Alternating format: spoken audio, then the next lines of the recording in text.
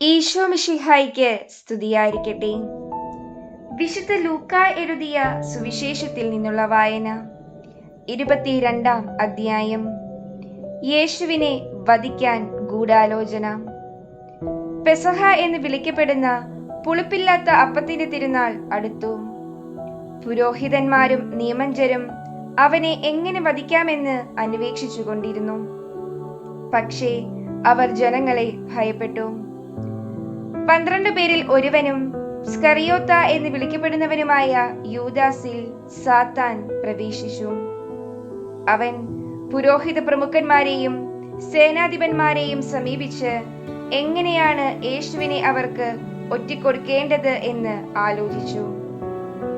അവർ സന്തോഷിച്ച് അവന് പണം കൊടുക്കാമെന്ന് വാഗ്ദാനം ചെയ്തു. അവൻ അവർക്ക് വാക്കുകൊടുത്തു. ജനക്കൂട്ടമില്ലാത്തപ്പോൾ അവനെ ഒറ്റിക്കൊടുക്കാൻ അവൻ അവസരം പാർത്തുകൊണ്ടിരുന്നു. ശിഷ്യന്മാർ പെസഹ ഒരുക്കുന്നു.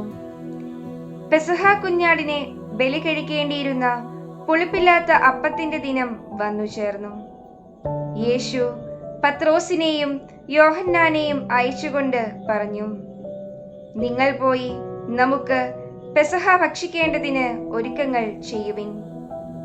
അവർ അവനോട് ചോദിച്ചു, ഞങ്ങൾ എവിടെ ഒരുക്കണമെന്നാണ് നീ ആഗ്രഹിക്കുന്നത്?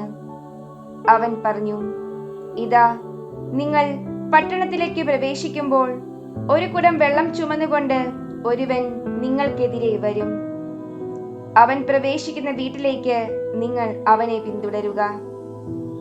ആ വീടിന്റെ ഉടമസ്ഥനോട് പറയുക, ഗുരു നിന്നോട് ചോദിക്കുന്നു, എന്റെ ശിഷ്യന്മാരുടെ കൂടെ ഞാൻ പെസഹ ഭക്ഷിക്കുന്നതിനുള്ള വിരുന്നുശാല എവിടെയാണ്? സജ്ജീകൃതമായ ഒരു വലിയ മാളിക മുറി അവൻ നിങ്ങൾക്ക് കാണിച്ചു തരും. അവിടെ ഒരുക്കുക. അവർ പോയി അവൻ പറഞ്ഞതുപോലെ കണ്ടു. പെസഹ ഒരുക്കുകയും ചെയ്തു. പുതിയ ഉടമ്പടി. സമയമായപ്പോൾ അവൻ ഭക്ഷണത്തിനിരുന്നു. അവനോടൊപ്പം അപ്പസ്തോലന്മാരും. അവൻ അവരോട് പറഞ്ഞു, പീഡ അനുഭവിക്കുന്നതിന് മുമ്പ് നിങ്ങളോട് കൂടെ ഈ പെസഹ ഭക്ഷിക്കുന്നതിന് ഞാൻ അത്യധികം ആഗ്രഹിച്ചു. ഞാൻ നിങ്ങളോട് പറയുന്നു, ദൈവരാജ്യത്തിൽ ഇത് പൂർത്തിയാകുന്നതുവരെ ഞാൻ ഇനി ഇത് ഭക്ഷിക്കുകയില്ല. അവൻ പാനപാത്രം എടുത്ത് കൃതജ്ഞതാ സ്തോത്രം ചെയ്തതിനു ശേഷം പറഞ്ഞു, ഇത് വാങ്ങി നിങ്ങൾ പങ്കുവയ്ക്കുവിൻ. ഞാൻ നിങ്ങളോട് പറയുന്നു, ഇപ്പോൾ മുതൽ ദൈവരാജ്യം വരുന്നതുവരെ മുന്തിരിയുടെ ഫലത്തിൽ നിന്ന് ഞാൻ പാനം ചെയ്യുകയില്ല. പിന്നെ അവൻ അപ്പമെടുത്ത് കൃതജ്ഞതാ സ്തോത്രം ചെയ്ത് മുറിച്ച് അവർക്ക് കൊടുത്തുകൊണ്ട് അരുളി ചെയ്തു, ഇത് നിങ്ങൾക്ക് വേണ്ടി നൽകപ്പെടുന്ന എന്റെ ശരീരമാണ്. എന്റെ ഓർമ്മയ്ക്കായി ഇത് ചെയ്യുവിൻ. അപ്രകാരം തന്നെ അത്താഴത്തിനു ശേഷം അവൻ പാനപാത്രം എടുത്തുകൊണ്ട് അരുളി ചെയ്തു, ഈ പാനപാത്രം നിങ്ങൾക്ക് വേണ്ടി ചിന്തപ്പെടുന്ന എന്റെ രക്തത്തിലുള്ള പുതിയ ഉടമ്പടിയാണ്. എന്നാൽ ഇതാ, എന്നെ ഒറ്റിക്കൊടുക്കുന്നവന്റെ കൈ എന്റെ അടുത്ത് മേശമേൽ തന്നെയുണ്ട്. നിശ്ചയിക്കപ്പെട്ടതുപോലെ മനുഷ്യപുത്രൻ പോകുന്നു. എന്നാൽ അവനെ ആര് ഒറ്റിക്കൊടുക്കുന്നുവോ ആ മനുഷ്യന് ദുരിതം. തങ്ങളിൽ ആരാണ് ഇത് ചെയ്യാനിരിക്കുന്നതെന്ന് അവർ പരസ്പരം ചോദിക്കാൻ തുടങ്ങി. ആരാണ് വലിയവൻ? തങ്ങളിൽ വലിയവൻ ആരാണ് എന്നൊരു തർക്കം അവരുടെ ഇടയിൽ ഉണ്ടായി. അപ്പോൾ അവൻ അവരോട് പറഞ്ഞു, വിജാതീയരുടെ മേൽ അവരുടെ രാജാക്കന്മാർ ആധിപത്യം അടിച്ചേൽപ്പിക്കുന്നു. തങ്ങളുടെ മേൽ അധികാരമുള്ളവരെ അവർ ഉപകാരികളായി കണക്കാക്കുകയും ചെയ്യുന്നു. എന്നാൽ നിങ്ങൾ അങ്ങനെ ആയിരിക്കരുത്. നിങ്ങളിൽ ഏറ്റവും വലിയവൻ ഏറ്റവും ചെറിയവനെ പോലെയും അധികാരമുള്ളവൻ ശുശ്രൂഷകനെ പോലെയും ആയിരിക്കണം. ആരാണ് വലിയവൻ? ഭക്ഷണത്തിനിരിക്കുന്നവനോ പരിചരിക്കുന്നവനോ? ഭക്ഷണത്തിനിരിക്കുന്നവനല്ലേ. ഞാനാകട്ടെ നിങ്ങളുടെ ഇടയിൽ പരിചരിക്കുന്നവനെ പോലെയാണ്. എന്റെ പരീക്ഷകളിൽ എന്നോടുകൂടെ നിരന്തരമുണ്ടായിരുന്നവരാണ് നിങ്ങൾ. എന്റെ പിതാവ് എനിക്ക് രാജ്യം കൽപ്പിച്ചു തന്നിരിക്കുന്നത് പോലെ ഞാൻ നിങ്ങൾക്കും തരുന്നു.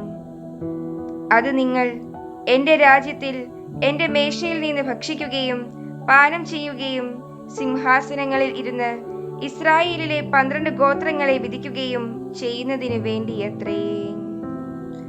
പത്രോസ് ഗുരുവിനെ നിഷേധിക്കും. ശിമയോൻ, ശിമയോൻ, ഇതാ സാത്താൻ നിങ്ങളെ ഗോതമ്പ് പോലെ പാറ്റാൻ ഉദ്യമിച്ചു. എന്നാൽ നിന്റെ വിശ്വാസം ക്ഷയിക്കാതിരിക്കാൻ ഞാൻ നിനക്ക് വേണ്ടി പ്രാർത്ഥിച്ചു. നീ തിരിച്ചു വന്ന് നിന്റെ സഹോദരരെ ശക്തിപ്പെടുത്തണം. ശിമയോൻ പറഞ്ഞു, കർത്താവേ, നിന്റെ കൂടെ കാരാഗൃഹത്തിലേക്ക് പോകാനും മരിക്കാൻ തന്നെയും ഞാൻ തയ്യാറാണ്. അവൻ പറഞ്ഞു, പത്രോസേ, ഞാൻ നിന്നോട് പറയുന്നു, നീ എന്നെ അറിയുകയില്ല എന്ന് 3 പ്രാവശ്യം നിഷേധിച്ചു പറയുന്നതിന് മുമ്പ് ഇന്ന് കോഴി കൂവുകയില്ല. പണവും വാളും കരുതുക. അനന്തരം അവൻ അവരോട് ചോദിച്ചു, ഞാൻ നിങ്ങളെ മടിശീലയോ ഭാണ്ഡമോ ചെരുപ്പോ ഇല്ലാതെ അയച്ചപ്പോൾ നിങ്ങൾക്ക് എന്തിനെങ്കിലും കുറവുണ്ടായോ? അവർ പറഞ്ഞു, ഒന്നിനും കുറവുണ്ടായില്ല. അവൻ പറഞ്ഞു, എന്നാൽ ഇപ്പോൾ മടിശീലയുള്ളവൻ അതെടുക്കട്ടെ, അതുപോലെ തന്നെ ഭാണ്ഡവും. വാളില്ലാത്തവൻ സ്വന്തം കുപ്പായം വിറ്റ് വാൾ വാങ്ങട്ടെ. ഞാൻ നിങ്ങളോട് പറയുന്നു, അവൻ നിയമലംഘകരോടുകൂടെ എണ്ണപ്പെട്ടു എന്ന് എഴുതപ്പെട്ടിരിക്കുന്നത് എന്നിൽ നിവൃത്തിയാകേണ്ടിയിരിക്കുന്നു. എന്തെന്നാൽ എന്നെപ്പറ്റി എഴുതപ്പെട്ടിരിക്കുന്നത് പൂർത്തിയാകേണ്ടതാണ്. അവർ പറഞ്ഞു, കർത്താവേ, ഇതാ ഇവിടെ 2 വാളുണ്ട്. അവൻ പറഞ്ഞു, മതി. ഗെത്സമനിയിൽ പ്രാർത്ഥിക്കുന്നു. അവൻ പുറത്തു വന്ന് പതിവ് പോലെ ഒലിവുമലയിലേക്ക് പോയി. ശിഷ്യന്മാരും അവനെ പിന്തുടർന്നു. അവിടെ എത്തിയപ്പോൾ അവൻ അവരോട് പറഞ്ഞു, നിങ്ങൾ പരീക്ഷയിൽ ഉൾപ്പെടാതിരിക്കാൻ പ്രാർത്ഥിക്കുവിൻ. അവൻ അവരിൽ നിന്ന് ഒരു കല്ലേറു ദൂരം മാറി മുട്ടിന്മേൽ വീണ് പ്രാർത്ഥിച്ചു, പിതാവേ, അങ്ങേക്ക് ഇഷ്ടമെങ്കിൽ ഈ പാനപാത്രം എന്നിൽ നിന്ന് അകറ്റണമേ. എങ്കിലും എന്റെ ഹിതമല്ല, അവിടുത്തെ ഹിതം നിറവേറട്ടെ. അപ്പോൾ അവനെ ശക്തിപ്പെടുത്താൻ സ്വർഗത്തിൽ നിന്ന് ഒരു ദൂതൻ പ്രത്യക്ഷപ്പെട്ടു. അവൻ തീവ്രവേദനയിൽ മുഴുകി കൂടുതൽ തീക്ഷ്ണമായി പ്രാർത്ഥിച്ചു. അവന്റെ വിയർപ്പ് രക്തത്തുള്ളികൾ പോലെ നിലത്ത് വീണു. അവൻ പ്രാർത്ഥന കഴിഞ്ഞ് എഴുന്നേറ്റ് ശിഷ്യന്മാരുടെ അടുത്ത് വന്നപ്പോൾ അവർ വ്യസനം നിമിത്തം തളർന്ന് ഉറങ്ങുന്നത് കണ്ടു. അവൻ അവരോട് ചോദിച്ചു, നിങ്ങൾ ഉറങ്ങുന്നതെന്ത്? പരീക്ഷയിൽ അകപ്പെടാതിരിക്കാൻ ഉണർന്നിരുന്ന് പ്രാർത്ഥിക്കുവിൻ. യൂദാസ് യേശുവിനെ ഒറ്റിക്കൊടുക്കുന്നു. അവൻ ഇത് പറഞ്ഞുകൊണ്ടിരിക്കുമ്പോൾ ഒരു ജനക്കൂട്ടം അവിടെ വന്നു. 12 പേരിൽ ഒരുവനായ യൂദാസാണ് അവരുടെ മുമ്പിൽ നടന്നിരുന്നത്. യേശുവിനെ ചുംബിക്കാൻ അവൻ മുമ്പോട്ട് വന്നു. യേശു അവനോട് ചോദിച്ചു, യൂദാസേ, ചുംബനം കൊണ്ടോ നീ മനുഷ്യപുത്രനെ ഒറ്റിക്കൊടുക്കുന്നത്? എന്താണ് സംഭവിക്കാൻ പോകുന്നത് എന്ന് കണ്ടപ്പോൾ യേശുവിനോട് കൂടെ ഉണ്ടായിരുന്നവർ, കർത്താവേ, ഞങ്ങൾ വാളെടുത്ത് വെട്ടട്ടെയോ എന്ന് ചോദിച്ചു. അവരിൽ ഒരുവൻ പ്രധാന പുരോഹിതന്റെ സേവകനെ വെട്ടി അവന്റെ വലത്തു ചെവി ഛേദിച്ചു. അതുകണ്ട് യേശു പറഞ്ഞു, നിർത്തൂ. അനന്തരം യേശു അവന്റെ ചെവി തൊട്ട് അവനെ സുഖപ്പെടുത്തി. അപ്പോൾ യേശു തനിക്കെതിരായി വന്ന പുരോഹിത പ്രമുഖന്മാരോടും ദേവാലയ സേനാധിപന്മാരോടും ജനപ്രമാണികളോടും പറഞ്ഞു, കവർഷക്കാരനെതിരെ എന്ന പോലെ വാളും വടിയുമായി നിങ്ങൾ വന്നിരിക്കുന്നുവോ? ഞാൻ നിങ്ങളോടുകൂടെ എല്ലാ ദിവസവും ദേവാലയത്തിലായിരുന്നപ്പോൾ നിങ്ങൾ എന്നെ പിടിച്ചില്ല. എന്നാൽ ഇത് നിങ്ങളുടെ സമയമാണ്, അന്ധകാരത്തിന്റെ ആധിപത്യം. പത്രോസ് തള്ളിപ്പറയുന്നു. അവർ അവനെ പിടിച്ച് പ്രധാനാചാര്യന്റെ വീട്ടിലേക്ക് കൊണ്ടുപോയി. പത്രോസ് അകലെയായി അവനെ അനുഗമിച്ചിരുന്നു. അവർ നടുമുറ്റത്ത് തീ കൂട്ടി അതിനു ചുറ്റും ഇരുന്നപ്പോൾ പത്രോസും അവരോട് കൂടെ ഇരുന്നു. അവൻ തീക്കരികെ ഇരിക്കുന്നത് കണ്ട് ഒരു പരിചാരിക സൂക്ഷിച്ചു നോക്കിയിട്ട് പറഞ്ഞു, ഇവനും അവനോട് കൂടെയായിരുന്നു. എന്നാൽ പത്രോസ് അത് നിഷേധിച്ച്, സ്ത്രീയെ, അവനെ ഞാൻ അറിയുകയില്ല എന്ന് പറഞ്ഞു. അല്പം കഴിഞ്ഞ് വേറൊരാൾ പത്രോസിനെ കണ്ടിട്ടു പറഞ്ഞു, നീയും അവരിൽ ഒരുവനാണ്. അപ്പോൾ അവൻ പറഞ്ഞു, മനുഷ്യ, ഞാനല്ല. ഏകദേശം 1 മണിക്കൂർ കഴിഞ്ഞ് വേറൊരാൾ ഉറപ്പിച്ചു പറഞ്ഞു, തീർച്ചയായും ഈ മനുഷ്യനും അവനോട് കൂടെയായിരുന്നു. ഇവനും ഗലീലിയക്കാരനാണല്ലോ. പത്രോസ് പറഞ്ഞു, മനുഷ്യ, നീ പറയുന്നത് എന്താണെന്ന് എനിക്ക് അറിഞ്ഞുകൂടാ. അവൻ ഇത് പറഞ്ഞുകൊണ്ടിരിക്കുമ്പോൾ തന്നെ കോഴി കൂവി. കർത്താവ് പത്രോസിന്റെ നേരെ തിരിഞ്ഞ് അവനെ നോക്കി. ഇന്ന് കോഴി കൂവുന്നതിന് മുമ്പ് 3 പ്രാവശ്യം നീ എന്നെ നിഷേധിക്കുമെന്ന് കർത്താവ് പറഞ്ഞ വചനം അപ്പോൾ പത്രോസ് ഓർമ്മിച്ചു. അവൻ പുറത്തുപോയി മനം നൊന്ത് കരഞ്ഞു. യേശുവിനെ പരിഹസിക്കുന്നു. യേശുവിന് കാവൽ നിന്നിരുന്നവർ അവനെ പരിഹസിക്കുകയും അടിക്കുകയും ചെയ്തു. അവർ അവന്റെ കണ്ണുകൾ മൂടിക്കൊണ്ട്, നിന്നെ അടിച്ചവൻ ആരെന്ന് പ്രവചിക്കുക എന്ന് പറഞ്ഞു. അവർ അവനെ അധിക്ഷേപിച്ച് അവനെതിരായി പലതും പറഞ്ഞു. ന്യായാധിപ സംഘത്തിന്റെ മുൻപാകെ. പ്രഭാതമായപ്പോൾ പുരോഹിത പ്രമുഖന്മാരും നിയമജ്ഞരും ഉൾപ്പെടുന്ന ജനപ്രമാണികളുടെ സംഘം സമ്മേളിച്ചു. അവർ അവനെ തങ്ങളുടെ സംഘത്തിലേക്ക് കൊണ്ടുവന്ന് പറഞ്ഞു, നീ ക്രിസ്തുവാണെങ്കിൽ അത് ഞങ്ങളോട് പറയുക. അവൻ അവരോട് പറഞ്ഞു, ഞാൻ പറഞ്ഞാൽ നിങ്ങൾ വിശ്വസിക്കുകയില്ല. ഞാൻ ചോദിച്ചാൽ നിങ്ങൾ ഉത്തരം തരുകയുമില്ല. ഇപ്പോൾ മുതൽ മനുഷ്യപുത്രൻ ദൈവശക്തിയുടെ വലതുവശത്ത് ഇരിക്കും. അവരെല്ലാവരും കൂടെ ചോദിച്ചു, അങ്ങനെയെങ്കിൽ നീ ദൈവപുത്രനാണോ? അവൻ പറഞ്ഞു, നിങ്ങൾ തന്നെ പറയുന്നല്ലോ ഞാനാണെന്ന്. അവർ പറഞ്ഞു, ഇനി നമുക്ക് വേറെ സാക്ഷ്യം എന്തിന്? അവന്റെ നാവിൽ നിന്നു തന്നെ നാം അത് കേട്ടുകഴിഞ്ഞു. ഈശോ മിശിഹായ്ക്ക് സ്തുതിയായിരിക്കട്ടെ. വിശുദ്ധ ലൂക്കാ എഴുതിയ സുവിശേഷത്തിൽ നിന്നുള്ള വായന. 23-ാം അധ്യായം. പീലാത്തോസിന്റെ മുമ്പിൽ. അനന്തരം അവരുടെ സംഘം ഒന്നാകെ എഴുന്നേറ്റ് അവനെ പീലാത്തോസിന്റെ മുമ്പിലേക്ക് കൊണ്ടുപോയി. അവർ അവന്റെ മേൽ കുറ്റം ചുമത്താൻ തുടങ്ങി.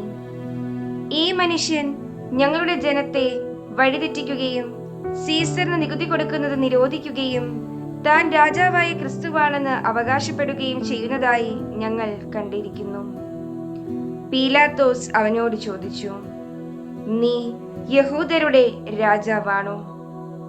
അവൻ മറുപടി പറഞ്ഞു, നീ തന്നെ പറയുന്നുവല്ലോ. പീലാത്തോസ് പുരോഹിത പ്രമുഖന്മാരോടും ജനക്കൂട്ടത്തോടും പറഞ്ഞു, ഞാൻ ഈ മനുഷ്യനിൽ ഒരു കുറ്റവും കാണുന്നില്ല. അവരാകട്ടെ നിർബന്ധപൂർവം പറഞ്ഞു, ഇവൻ ഗലീലി മുതൽ ഇവിടം വരെയും യൂദയായിലെങ്ങും പഠിപ്പിച്ചുകൊണ്ട് ജനത്തെ ഇളക്കി വിടുന്നു. ഹേരോദേസിന്റെ മുമ്പിൽ. ഇതു കേട്ട് പീലാത്തോസ്, ഈ മനുഷ്യൻ ഗലീലിയക്കാരനാണോ എന്ന് ചോദിച്ചു. അവൻ ഹേരോദേസിന്റെ അധികാരത്തിൽപ്പെട്ടവനാണെന്ന് അറിഞ്ഞപ്പോൾ പീലാത്തോസ് അവനെ അവന്റെ അടുത്തേക്ക് അയച്ചു. ആ ദിവസങ്ങളിൽ ഹേരോദേസ് ജെറുസലേമിൽ ഉണ്ടായിരുന്നു. ഹേരോദേസ് യേശുവിനെ കണ്ടപ്പോൾ അത്യധികം സന്തോഷിച്ചു. എന്തെന്നാൽ അവൻ യേശുവിനെ പറ്റി കേട്ടിരുന്നത് കൊണ്ട് അവനെ കാണാൻ ആഗ്രഹിച്ചിരുന്നു. അവൻ ചെയ്യുന്ന ഏതെങ്കിലും ഒരു അത്ഭുതം കാണാമെന്ന് പ്രതീക്ഷിക്കുകയും ചെയ്തിരുന്നു. അതിനാൽ അവൻ പലതും അവനോട് ചോദിച്ചു. പക്ഷേ അവൻ ഒന്നിനും ഉത്തരം പറഞ്ഞില്ല. പ്രധാന പുരോഹിതന്മാരും നിയമജ്ഞരും അവന്റെ മേൽ ആവേശപൂർവം കുറ്റം ചുമത്തിക്കൊണ്ട് ചുറ്റും നിന്നിരുന്നു. ഹേരോദേസ് പടയാളികളോട് ചേർന്ന് അവനോട് നിന്ദ്യമായി പെരുമാറുകയും അവനെ അധിക്ഷേപിക്കുകയും ചെയ്തു. അവൻ യേശുവിനെ പകിട്ടേറിയ വസ്ത്രം ധരിപ്പിച്ച് പീലാത്തോസിന്റെ അടുത്തേക്ക് തിരിച്ചയച്ചു. അന്നു മുതൽ ഹേരോദേസും പീലാത്തോസും പരസ്പരം സ്നേഹിതന്മാരായി. മുമ്പ് അവർ ശത്രുതയിലാണ് കഴിഞ്ഞിരുന്നത്. യേശുവിനെ വിധിക്കുന്നു. പീലാത്തോസ് പുരോഹിത പ്രമുഖന്മാരെയും നേതാക്കന്മാരെയും ജനത്തെയും ഒന്നിച്ചുകൂട്ടി അവരോട് പറഞ്ഞു, ജനത്തെ വഴി പിടിപ്പിക്കുന്നു എന്ന് പറഞ്ഞ് നിങ്ങൾ ഇവനെ എന്റെ മുമ്പിൽ കൊണ്ടുവന്നു. ഇതാ, നിങ്ങളുടെ മുമ്പിൽ വച്ചു തന്നെ ഇവനെ ഞാൻ വിസ്തരിച്ചു. നിങ്ങൾ ആരോപിക്കുന്ന കുറ്റങ്ങളിൽ ഒന്നുപോലും ഇവനിൽ ഞാൻ കണ്ടില്ല, ഹേറോദേസും കണ്ടില്ല. അവൻ ഇവനെ എന്റെ അടുത്തേക്ക് തിരിച്ചയച്ചിരിക്കുകയാണല്ലോ. നോക്കൂ, മരണശിക്ഷ അർഹിക്കുന്ന ഒരു കുറ്റവും ഇവൻ ചെയ്തിട്ടില്ല. അതിനാൽ ഞാൻ ഇവനെ ചമ്മട്ടി കൊണ്ട് അടിപ്പിച്ച് വിട്ടയക്കും. അപ്പോൾ അവർ ഏകസ്വരത്തിൽ ആക്രോശിച്ചു, ഇവനെ കൊണ്ടുപോവുക, ബറാബാസിനെ ഞങ്ങൾക്ക് വിട്ടുതരിക. പട്ടണത്തിൽ നടന്ന കലാപത്തിനും കൊലപാതകത്തിനും കാരാഗൃഹത്തിൽ അടയ്ക്കപ്പെട്ടവനാണ് ബറാബാസ്. യേശുവിനെ വിട്ടയക്കണം എന്ന് ആഗ്രഹിച്ചുകൊണ്ട് പീലാത്തോസ് ഒരിക്കൽ കൂടി അവരോട് സംസാരിച്ചു.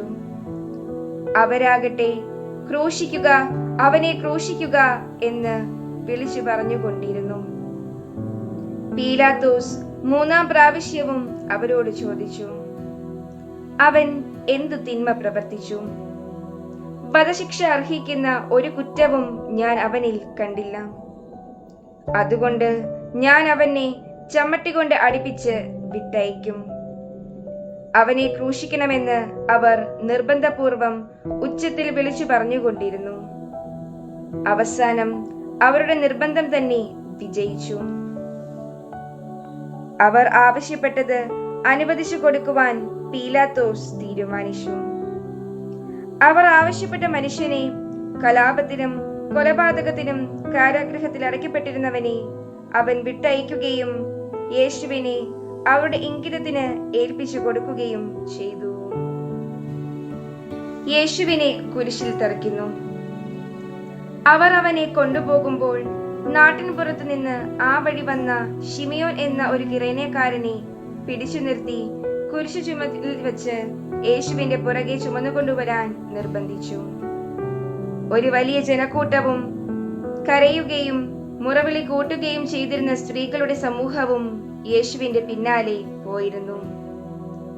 അവരുടെ നേരെ തിരിഞ്ഞ് യേശു പറഞ്ഞു, ജെറുസലേം പുത്രിമാരെ, എന്നെ പ്രതി നിങ്ങൾ കരയേണ്ട. നിങ്ങളെയും നിങ്ങളുടെ മക്കളെയും പ്രതി കരയുവിൻ. എന്തെന്നാൽ വന്ധ്യകൾക്കും പ്രസവിക്കാത്ത ഉദരങ്ങൾക്കും പാലൂട്ടാത്ത മുലകൾക്കും ഭാഗ്യമെന്ന് പറയപ്പെടുന്ന ദിവസങ്ങൾ വരും. അന്ന് അവർ പർവ്വതങ്ങളോട് ഞങ്ങളുടെ മേൽ വീഴുക എന്നും കുന്നുകളോട് ഞങ്ങളെ മൂടിക്കളയുക എന്നും പറയാൻ തുടങ്ങും. പച്ചത്തടിയോട് അവർ ഇങ്ങനെയാണ് ചെയ്യുന്നതെങ്കിൽ ഉണങ്ങിയതിന് എന്തു സംഭവിക്കും? കുറ്റവാളികളായ മറ്റു 2 പേരെ കൂടി അവനോടൊപ്പം വധിക്കാൻ അവർ കൂട്ടിക്കൊണ്ടുപോയി. തലയോട് എന്ന് വിളിക്കപ്പെടുന്ന സ്ഥലത്ത് അവർ വന്നു. അവിടെ അവർ അവനെ കുരിശിൽ തറച്ചു. ആ കുറ്റവാളികളെയും ഒരുവനെ അവന്റെ വലത്തുവശത്തും ഇതരനെ ഇടത്തുവശത്തും ക്രൂശിച്ചു. യേശു പറഞ്ഞു, പിതാവേ, അവരോട് ക്ഷമിക്കണമേ, അവർ ചെയ്യുന്നതെന്തെന്ന് അവർ അറിയുന്നില്ല. അവന്റെ വസ്ത്രങ്ങൾ ഭാഗിച്ചെടുക്കാൻ അവർ കുറിയിട്ടു. ജനം നോക്കി നിന്നു. പ്രമാണികളാകട്ടെ അവനെ പരിഹസിച്ചു പറഞ്ഞു, ഇവൻ മറ്റുള്ളവരെ രക്ഷിച്ചു. ഇവൻ ദൈവത്തിന്റെ ക്രിസ്തു ആണെങ്കിൽ, അവിടുത്തെ തിരഞ്ഞെടുക്കപ്പെട്ടവനാണെങ്കിൽ തന്നെ തന്നെ രക്ഷിക്കട്ടെ. പടയാളികൾ അടുത്തു വന്ന് വിനാഗിരി കൊടുത്ത് അവനെ പരിഹസിച്ചു പറഞ്ഞു, നീ യഹൂദരുടെ രാജാവാണെങ്കിൽ നിന്നെ തന്നെ രക്ഷിക്കുക. ഇവൻ യഹൂദരുടെ രാജാവ് എന്ന ഒരു ലിഖിതം അവന്റെ തലയ്ക്കു മീതെ ഉണ്ടായിരുന്നു. കുരിശിൽ തൂക്കപ്പെട്ടിരുന്ന കുറ്റവാളികളിൽ ഒരുവൻ അവനെ ദുഷിച്ചു പറഞ്ഞു, നീ ക്രിസ്തുവല്ലേ, നിന്നെയും ഞങ്ങളെയും രക്ഷിക്കുക. അപരൻ അവനെ ശകാരിച്ചു പറഞ്ഞു, നീ ദൈവത്തെ ഭയപ്പെടുന്നില്ലേ? നീയും അതേ ശിക്ഷാവിധിയിൽ തന്നെയാണല്ലോ. നമ്മുടെ ശിക്ഷാവിധി ന്യായമാണ്. നമ്മുടെ പ്രവർത്തികൾക്ക് തക്ക പ്രതിഫലം നമുക്ക് ലഭിച്ചിരിക്കുന്നു. ഇവൻ ഒരു തെറ്റും ചെയ്തിട്ടില്ല. അവൻ തുടർന്നു, യേശുവേ, നീ നിന്റെ രാജ്യത്ത് പ്രവേശിക്കുമ്പോൾ എന്നെയും ഓർക്കണമേ. യേശു അവനോട് അരുളി ചെയ്തു, സത്യമായി ഞാൻ നിന്നോട് പറയുന്നു, നീ ഇന്ന് എന്നോട് കൂടെ പറുദീസായിൽ ആയിരിക്കും. യേശുവിന്റെ മരണം. അപ്പോൾ ഏകദേശം 6-ാം മണിക്കൂർ ആയിരുന്നു. 9-ാം മണിക്കൂർ വരെ ഭൂമി മുഴുവൻ അന്ധകാരം വ്യാപിച്ചു. സൂര്യൻ ഇരുണ്ടു. ദേവാലയത്തിലെ തിരശ്ശീല നടുവെ കീറി. യേശു ഉച്ചത്തിൽ നിലവിളിച്ചു പറഞ്ഞു, പിതാവേ, അങ്ങയുടെ കരങ്ങളിൽ എന്റെ ആത്മാവിനെ ഞാൻ സമർപ്പിക്കുന്നു. ഇതു പറഞ്ഞ് അവൻ ജീവൻ വെടിഞ്ഞു. ഈ സംഭവമെല്ലാം കണ്ടുനിന്നിരുന്ന ശതാധിപൻ ദൈവത്തെ സ്തുതിച്ച് പറഞ്ഞു, ഈ മനുഷ്യൻ തീർച്ചയായും നീതിമാനായിരുന്നു. കാഴ്ച കാണാൻ കൂടിയിരുന്ന ജനക്കൂട്ടം ഇതെല്ലാം കണ്ട് മാറത്തടിച്ചുകൊണ്ട് തിരിച്ചുപോയി. അവന്റെ പരിചയക്കാരും ഗലീലയിൽ നിന്ന് അവനെ അനുഗമിച്ചിരുന്ന സ്ത്രീകളും അകലെ ഇതെല്ലാം കണ്ടുകൊണ്ട് നിന്നിരുന്നു. യേശുവിനെ സംസ്കരിക്കുന്നു. യഹൂദരുടെ ഒരു പട്ടണമായ അരിമത്യായിൽ നിന്നുള്ള ജോസഫ് എന്നൊരുവൻ അവിടെ ഉണ്ടായിരുന്നു. ആലോചന സംഘത്തിലെ അംഗമായ അവൻ നല്ലവനും നീതിമാനുമായിരുന്നു. അവൻ അവരുടെ ആലോചനകളിലോ പ്രവൃത്തികളിലോ പങ്കു ചേർന്നിരുന്നില്ല. ദൈവരാജ്യം പ്രതീക്ഷിച്ചിരിക്കുകയുമായിരുന്നു. അവൻ പീലാത്തോസിന്റെ അടുത്തെത്തി യേശുവിന്റെ ശരീരം ചോദിച്ചു. അവൻ അത് താഴെയിറക്കി ഒരു തുണിയിൽ പൊതിഞ്ഞ് പാറയിൽ വെട്ടിയുണ്ടാക്കിയതും ആരെയും അന്നുവരെ സംസ്കരിച്ചിട്ടില്ലാത്തതുമായ ഒരു കല്ലറയിൽ വെച്ചു. അന്ന് ഒരുക്കത്തിന്റെ ദിവസമായിരുന്നു. സാബത്തിന്റെ ആരംഭവുമായിരുന്നു. ഗലീലയിൽ നിന്ന് യേശുവിനോടൊപ്പം വന്നിരുന്ന സ്ത്രീകൾ അവനോടൊപ്പം പോയി കല്ലറ കണ്ടു. അവന്റെ ശരീരം എങ്ങനെ സംസ്കരിച്ചു എന്നും കണ്ടു. അവർ തിരിച്ചു ചെന്ന് സുഗന്ധദ്രവ്യങ്ങളും ലേപന വസ്തുക്കളും തയ്യാറാക്കി. സാബത്തിൽ അവർ നിയമാനുസൃതം വിശ്രമിച്ചു. ഈശോ മിശിഹായിക്ക് സ്തുതിയായിരിക്കട്ടെ. വിശുദ്ധ ലൂക്ക എഴുതിയ സുവിശേഷത്തിൽ നിന്നുള്ള വായന 24-ാം അധ്യായം. അവർ തയ്യാറാക്കി വച്ചിരുന്ന സുഗന്ധദ്രവ്യങ്ങളുമായി ആഴ്ചയുടെ ആദ്യ ദിവസം അതിരാവിലെ കല്ലറയുടെ അടുത്തേക്ക് പോയി. കല്ലറയിൽ നിന്ന് കല്ല് ഉരുട്ടി മാറ്റിയിരിക്കുന്നതായി അവർ കണ്ടു. അവർ അകത്തു കടന്ന് നോക്കിയപ്പോൾ കർത്താവായ യേശുവിന്റെ ശരീരം കണ്ടില്ല.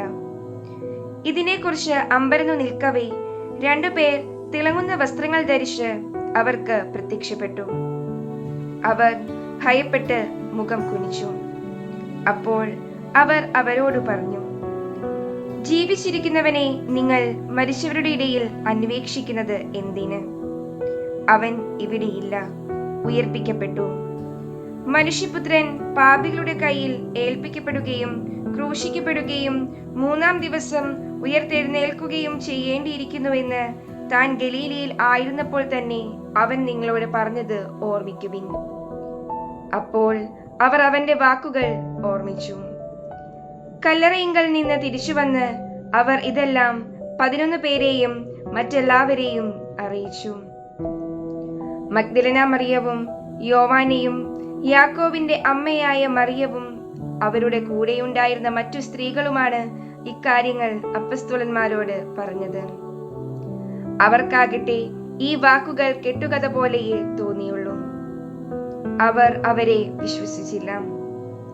എന്നാൽ പത്രോസ് എഴുന്നേറ്റ് കല്ലറയിങ്കലേക്ക് ഓടി. കുനിഞ്ഞ് അകത്തേക്ക് നോക്കിയപ്പോൾ അവനെ പൊതിഞ്ഞിരുന്ന തുണികൾ തനിയെ കിടക്കുന്നത് കണ്ടു. സംഭവിച്ചതിനെ പറ്റി വിസ്മയിച്ചുകൊണ്ട് അവൻ തിരിച്ചുപോയി. എമ്മാവൂസിലേക്ക് പോയ ശിഷ്യന്മാർ. ആ ദിവസം തന്നെ അവരിൽ 2 പേർ ജെറുസലേമിൽ നിന്ന് ഏകദേശം 60 സ്താദിയോൻ അകലെയുള്ള എമ്മാവൂസ് ഗ്രാമത്തിലേക്ക് പോവുകയായിരുന്നു. ഈ സംഭവങ്ങളെക്കുറിച്ചെല്ലാം അവർ സംസാരിച്ചു കൊണ്ടിരുന്നു. അവർ സംസാരിക്കുകയും വാദിക്കുകയും ചെയ്തുകൊണ്ടു പോകുമ്പോൾ യേശുവും അടുത്തെത്തി അവരോടൊപ്പം യാത്ര ചെയ്തു. എന്നാൽ അവനെ തിരിച്ചറിയാൻ കഴിയാത്ത വിധം അവരുടെ കണ്ണുകൾ മൂടപ്പെട്ടിരുന്നു. അവൻ അവരോട് ചോദിച്ചു, എന്തിനെക്കുറിച്ചാണ് നിങ്ങൾ സംസാരിക്കുന്നത്? അവർ മ്ലാനവദനരായിരുന്നു. അവരിൽ ക്ലയോപാസ് എന്ന് പേരായവൻ അവനോട് ചോദിച്ചു, ഈ ദിവസങ്ങളിൽ ജെറുസലേമിൽ നടന്ന സംഭവമൊന്നും അറിയാത്ത അപരിചിതനാണോ നീ? അവൻ ചോദിച്ചു, ഏതു കാര്യങ്ങൾ? അവർ പറഞ്ഞു, നസ്രായനായ യേശുവിനെ കുറിച്ച് തന്നെ. അവൻ ദൈവത്തിന്റെയും മനുഷ്യരുടെയും മുമ്പിൽ വാക്കിലും പ്രവൃത്തിയിലും ശക്തനായ പ്രവാചകനായിരുന്നു.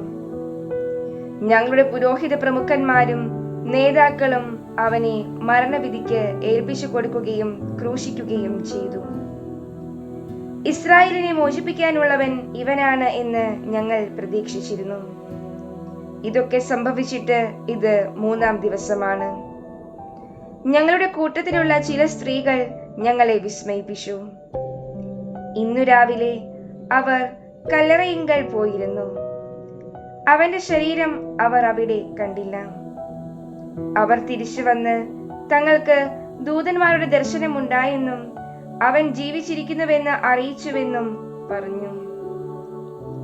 ഞങ്ങളുടെ കൂടെ ഉണ്ടായിരുന്നവരിൽ ചിലരും കല്ലറയിങ്കലേക്ക് പോയി സ്ത്രീകൾ പറഞ്ഞതുപോലെ തന്നെ കണ്ടു. എന്നാൽ അവനെ അവർ കണ്ടില്ല. അപ്പോൾ അവൻ അവരോട് പറഞ്ഞു, ഭോഷന്മാരെ, പ്രവാചകന്മാർ പറഞ്ഞിട്ടുള്ളതും വിശ്വസിക്കാൻ കഴിയാത്ത വിധം ഹൃദയം മന്ദീഭവിച്ചവരെ, ക്രിസ്തു ഇതെല്ലാം സഹിച്ച് മഹത്വത്തിലേക്ക് പ്രവേശിക്കേണ്ടിയിരുന്നില്ലേ? മോശ തുടങ്ങിയ എല്ലാ പ്രവാചകന്മാരും വിശുദ്ധ ലിഖിതങ്ങളിൽ തന്നെ പറ്റി എഴുതിയിരിക്കുന്നവയെല്ലാം അവൻ അവർക്ക് വ്യാഖ്യാനിച്ചു കൊടുത്തു. അവർ എത്തേണ്ടിയിരുന്ന ഗ്രാമത്തോടടുത്തു. അവനാകട്ടെ യാത്ര തുടരുകയാണെന്ന് ഭാവിച്ചു. അവർ അവനെ നിർബന്ധിച്ചുകൊണ്ട് പറഞ്ഞു, ഞങ്ങളോട് കൂടെ താമസിക്കുക, നേരം വൈകുന്നു, പകൽ അസ്തമിക്കാറായി. അവൻ അവരോട് കൂടെ താമസിക്കുവാൻ കയറി. അവരോടൊപ്പം ഭക്ഷണത്തിനിരുന്നപ്പോൾ അവൻ അപ്പമെടുത്ത് ആശീർവദിച്ച് മുറിച്ച് അവർക്ക് കൊടുത്തു. അപ്പോൾ അവരുടെ കണ്ണ് തുറക്കപ്പെട്ടു. അവർ അവനെ തിരിച്ചറിഞ്ഞു. പക്ഷേ അവൻ അവരുടെ മുമ്പിൽ നിന്ന് അപ്രത്യക്ഷനായി. അവർ പരസ്പരം പറഞ്ഞു, വഴിയിൽ വെച്ച് അവൻ വിശുദ്ധ ലിഖിതം വിശദീകരിച്ചുകൊണ്ട് നമ്മോട് സംസാരിച്ചപ്പോൾ നമ്മുടെ ഹൃദയം ജ്വലിച്ചിരുന്നില്ലേ? അവർ അപ്പോൾ തന്നെ എഴുന്നേറ്റ് ജെറുസലേമിലേക്ക് തിരിച്ചുപോയി. അവിടെ കൂടിയിരുന്ന 11 പേരെയും അവരോടൊപ്പം ഉണ്ടായിരുന്നവരെയും കണ്ടു. കർത്താവ് സത്യമായും ഉയർത്തെഴുന്നേറ്റു, ശിമയോന് പ്രത്യക്ഷപ്പെട്ട് എന്ന് അവർ പറഞ്ഞുകൊണ്ടിരിക്കുകയായിരുന്നു. വഴിയിൽ വെച്ച് സംഭവിച്ചതും അപ്പം മുറിക്കുമ്പോൾ തങ്ങൾ അവനെ തിരിച്ചറിഞ്ഞതും അവരും വിവരിച്ചു. യേശു ശിഷ്യഗണത്തിന് പ്രത്യക്ഷനാകുന്നു. അവർ ഇത് പറഞ്ഞുകൊണ്ടിരിക്കുമ്പോൾ യേശു അവരുടെ മധ്യേ പ്രത്യക്ഷനായി അവരോട് അരുളി ചെയ്തു, നിങ്ങൾക്കു സമാധാനം. അവർ ഭയന്ന് വിറച്ചു. ഭൂതത്തെയാണ് കാണുന്നത് എന്ന് അവർ വിചാരിച്ചു. അവൻ അവരോട് ചോദിച്ചു, നിങ്ങൾ അസ്വസ്ഥരാകുന്നതെന്തിന്? നിങ്ങളുടെ മനസ്സിൽ ചോദ്യങ്ങൾ ഉയരുന്നതും എന്തിന്? എന്റെ കൈകളും കാലുകളും കണ്ട് ഇത് ഞാൻ തന്നെയാണെന്ന് മനസ്സിലാക്കുവിൻ. എന്നെ സ്പർശിച്ചു നോക്കുവിൻ. എനിക്കുള്ളതുപോലെ മാംസവും അസ്ഥികളും ഭൂതത്തിന് ഇല്ലല്ലോ.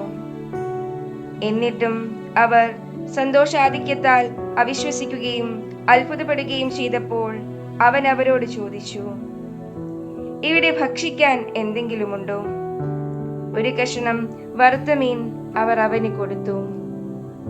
അവൻ അതെടുത്ത് അവരുടെ മുമ്പിൽ വെച്ച് ഭക്ഷിച്ചു. അവൻ അവരോട് പറഞ്ഞു, മോശയുടെ നിയമത്തിലും പ്രവാചകന്മാരിലും സങ്കീർത്തനങ്ങളിലും എന്നെക്കുറിച്ച് എഴുതപ്പെട്ടിരിക്കുന്നതെല്ലാം പൂർത്തിയാകേണ്ടിയിരിക്കുന്നു എന്ന് ഞാൻ നിങ്ങളോടുകൂടെ ആയിരുന്നപ്പോൾ പറഞ്ഞിട്ടുണ്ടല്ലോ.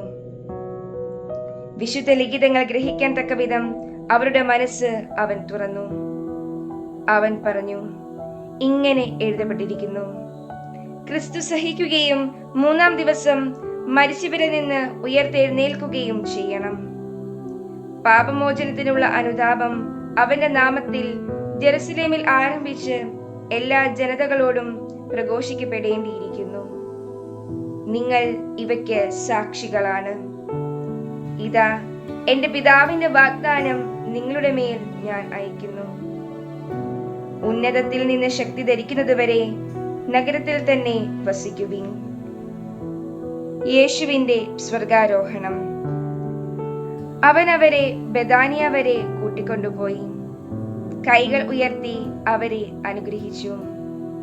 അനുഗ്രഹിച്ചുകൊണ്ടിരിക്കെ അവൻ അവരിൽ നിന്ന് മറയുകയും സ്വർഗത്തിലേക്ക് സംവഹിക്കപ്പെടുകയും ചെയ്തു. അവർ അവനെ ആരാധിച്ചു. അത്യന്തം ആനന്ദത്തോടെ ജെറുസലേമിലേക്ക് മടങ്ങി. അവർ ദൈവത്തെ സ്തുതിച്ചുകൊണ്ട് സദാസമയവും ദേവാലയത്തിൽ കഴിഞ്ഞുകൂടി.